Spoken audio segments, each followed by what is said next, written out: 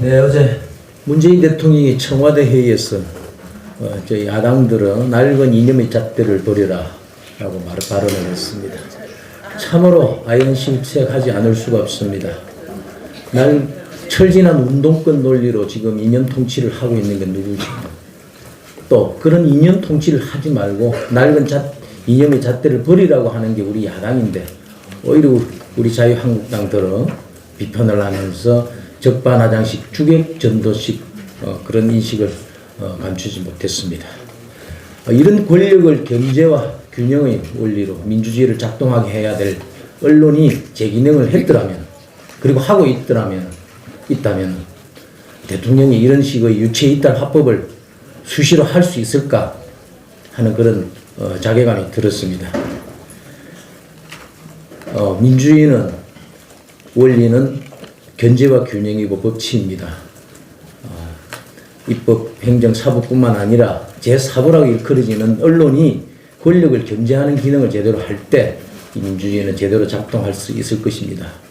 오히려 지금의 작금의 현실은 극히 일부 언론을 제외하고는 언론이 권력을 견제하기는커녕 권력 공동체가 되어서 권력의 편에서 권력이 되고 있는 이런 현실에서는 이런 잘못되어 가고 있는 이념 통치를 잡기가 대단히 어려울 것입니다.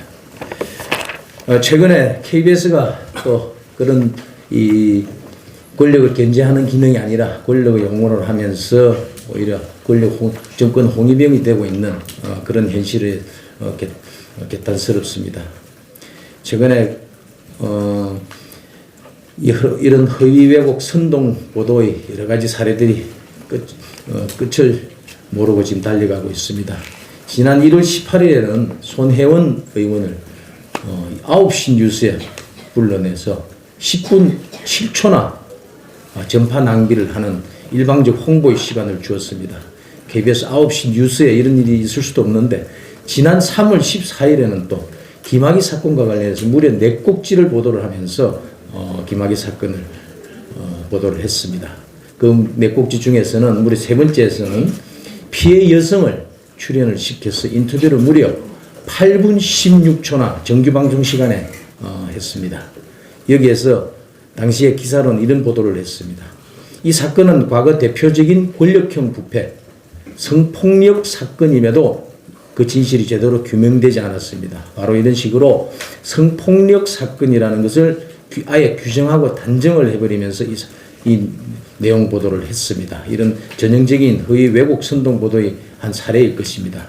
그리고 그 보도를 하면서 관련 동영상 속에 등장하는 성폭력 피해 여성을 이 자리에 어렵게 모셨습니다. 이런 내용의 소개도 했는데 그 여성이 지금 그 자리에서 인터뷰를 하고 난 뒤에 5월 12일에는 자기가 동영상 속에 등장하는 그런 여성은 자신이 아닐 가능성이 있다고 또 그런 진술을 번복을 했고요. 검찰은 5월 13일 김학의 뇌물 혐의로 구속영장을 청구를 하면서 성폭력 혐의를 제외를 했습니다. KBS는 과연 무슨 근거로 피해 여성이라고 단정하고 출연을 시켰는지, 결과적으로 당사자의 주장, 일방적인 진술에만 의존해서 이런 9시 뉴스 정규방송 시간에 그런 허위 왜곡 보도가 될 수 있는 내용을 이렇게 정제된 상태가 아니라 일방적으로 보도하는 데 대해서 심히 유감스럽습니다. 바로 이런 것이 국민들의 눈과 귀를 현혹시키는 선동보도, 왜곡보도일 것입니다. 바로 이런 보도야말로 박찬주 육군대장을 갑질 보도를 해서 인격 살인을 하던 그런 선동보도의 사례야. 또 제2, 제3의 박찬주를 양상시킬 수 있는 이런 보도 행태는 마땅히 지양되어야 할 것입니다.